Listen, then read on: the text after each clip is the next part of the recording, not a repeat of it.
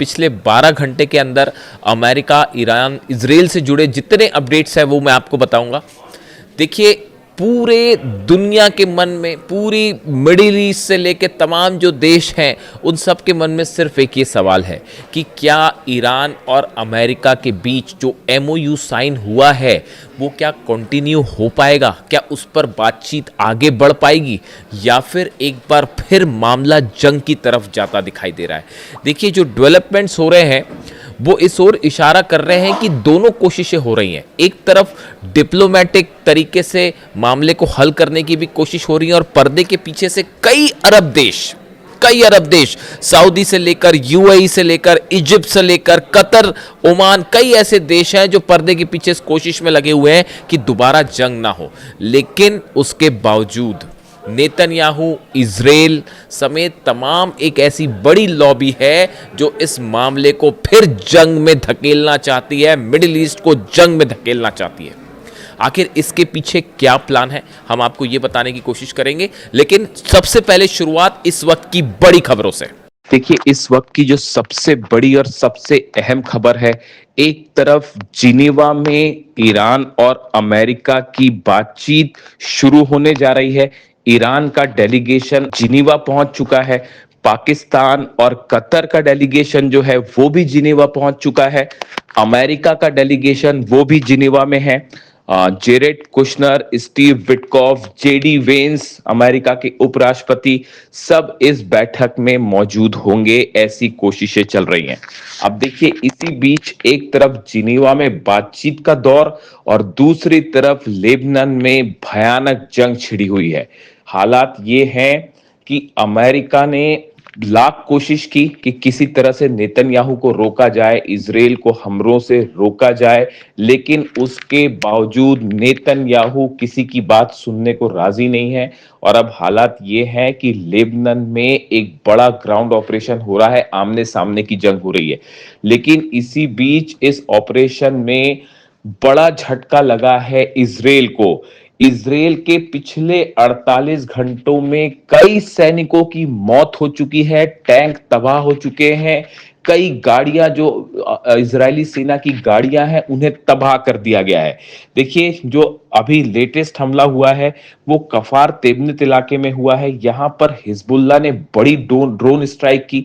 देखिए, यहां इजराइल की सेना जो है वो कई इलाकों में हमला कर रही थी और कई घरों पर हमले किए जा रहे थे कफार तेबनत इलाके में, जिसका बदला लेने के लिए हिजबुल्लाह की तरफ से बड़ी ड्रोन स्ट्राइक की गई है। और जो खबरें आ रही हैं कि करीब 20 इजरायली सोल्जर्स जो हैं, इजराइल के सैनिक हैं, आईडीएफ के सैनिक हैं, वो इस हमले में घायल हुए हैं और कई की मौत भी हो गई है, जिसकी पुष्टि कुछ समय बाद हो सकती है।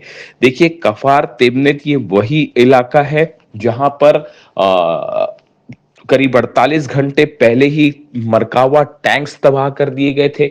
उसमें जो है इजरायली बटालियन कमांडर जो था उसकी भी मौत हो गई थी, साथ में कई इजरायली सैनिकों की भी मौत हो गई थी और घायल भी कई हो गए थे।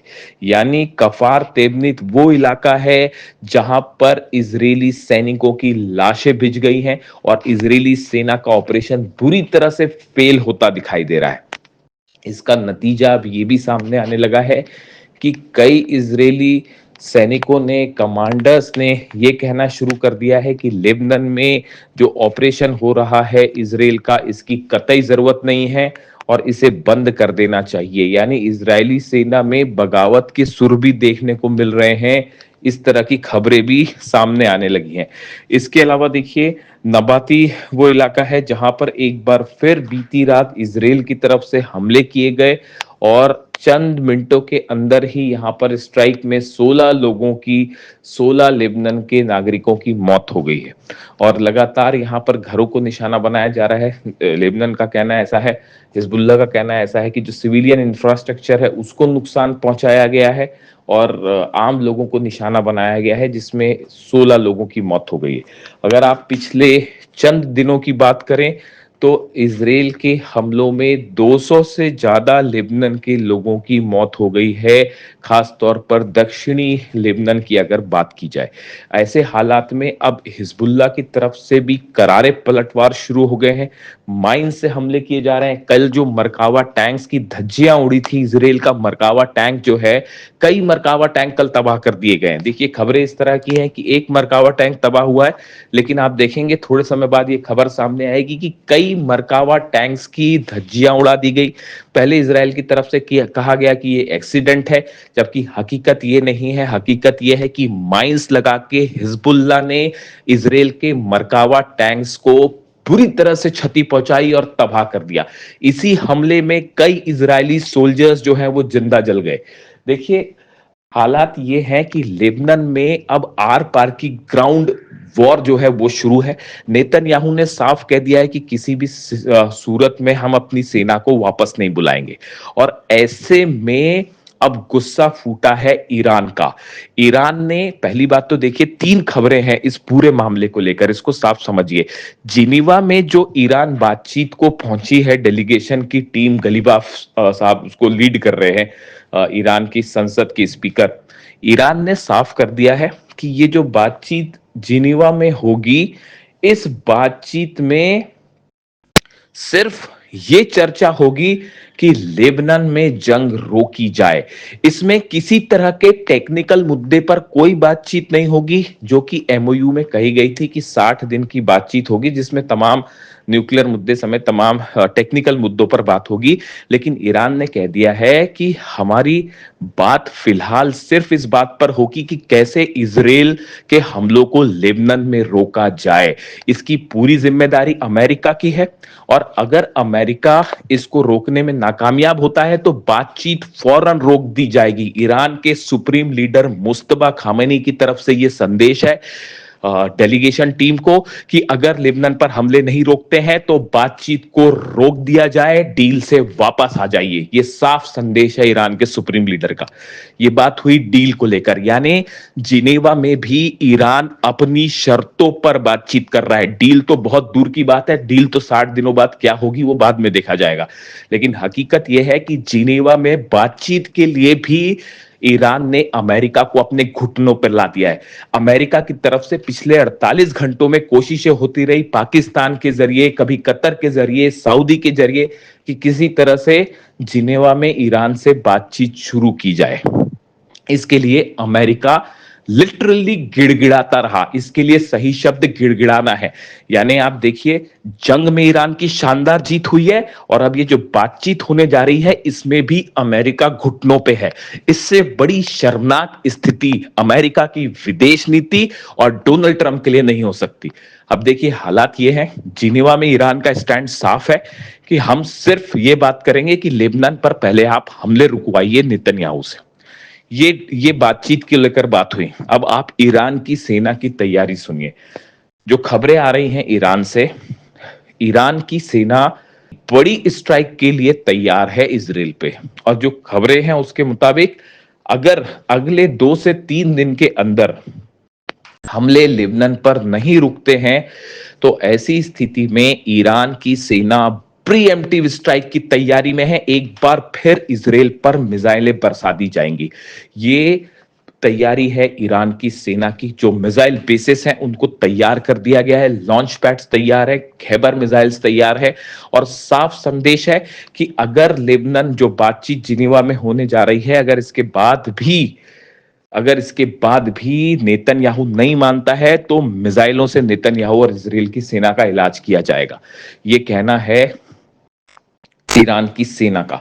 स्ट्रेट ऑफ हॉर्मूज बंद है। कल देखिए वार्निंग्स दी गई ईरान की सेना की तरफ से, आईआरजीसी की तरफ से। हॉर्मूज में ऐलान किए गए कई जहाजों को वापस भेज दिया गया।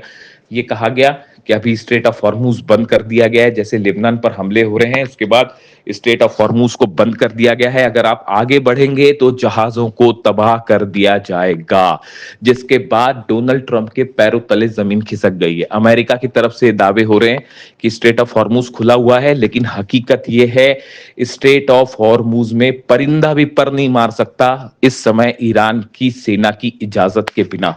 यानी हॉर्मूज पर अब पूरा कंट्रोल ईरान का है, ईरान की सेना का है। अमेरिका के जहाज जो हैं वो कुछ हद तक पीछे हटे हैं, लेकिन वो ओमान की खाड़ी के आसपास अब भी मौजूद हैं।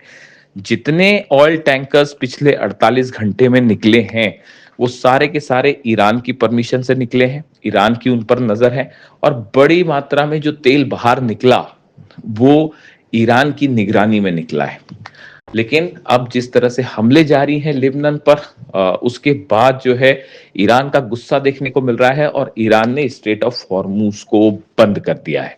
अब आप देखिए हालात ऐसे हैं कि एक तरफ जो है वो हॉर्मूज फिर से बंद हो चुका है। जिनेवा में एक एमओयू को लेकर अहम बैठक, लेकिन चर्चा उसमें लेबनान की है, सीज फायर की है। और दूसरी तरफ लेबनान में हमले जारी हैं, नेतन्याहू लगातार हमले करवा रहा है। ऐसे हालात में अब सवाल ये है कि सबकी नजरें जिनेवा पे हैं कि जिनेवा में बातचीत के बाद क्या नेतन्याहू रुकेंगे। लेकिन हकीकत ये है कि नेतन्याहू और इजराइल को रोकने के लिए इस अमेरिका के पास कोई बड़ा प्लान फिलहाल नहीं है। देखिए कई बार इस तरह की खबरें आई कि नेतन्याहू और ट्रंप के बीच में किसी तरह की नाराजगी है और अमेरिका जो है वो नेतन्याहू से नाराज है, और ये तक कह दिया गया जेडी वेंस की तरफ से कि अगर हम आपको नहीं बचाते तो आप नहीं बचते। इस तरह की तमाम बातें कही गई, लेकिन ईरान ये मान के चलता है, ईरान के तमाम बड़े एक्सपर्ट ये मान के चल रहे हैं कि नेतन्याहू और ट्रंप के बीच किसी तरह का कोई नाराजगी नहीं है, किसी तरह की कोई मतभेद नहीं है। एक बड़े प्लान के तहत ये काम किए जा रहे हैं और बड़ी अंडरस्टैंडिंग से ये काम हो रहे हैं। यानी ट्रंप और नेतन्याहू को अलग अलग नहीं मानता ईरान, और ये मान के चल रहा है कि जो कुछ हो रहा है वो अमेरिका की अनुमति से, परमिशन से ही हो रहा है। ऐसे हालात में अब सबकी नजरें हैं आज जिनेवा में कि जिनेवा में क्या होता है। कतर का डेलीगेशन वहां मौजूद है, कतर के विदेश मंत्री, प्रधानमंत्री वहां मौजूद रहेंगे। इस्लामाबाद से डेलीगेशन गया है वो वहां मौजूद रहेगा। ऐसे में ईरान और अमेरिका आज पहली बार आमने सामने होंगे और नजरें होंगी लेबनान पे। इससे जुड़ा जो भी अपडेट आएगा, जिनेवा से जो भी खबर आएगी मैं आपको पहुंचाऊंगा। लेकिन हकीकत यह है कि जिनेवा हो, लेबनान हो, तेहरान हो, हॉर्मूज हो, हर जगह ईरान इस समय भारी पड़ता दिखाई दे रहा है अमेरिका पर और इजराइल पर। ये एक सच है और इसे मुहर्रम के बीच ईरान की बड़ी जीत बताया जा रहा है।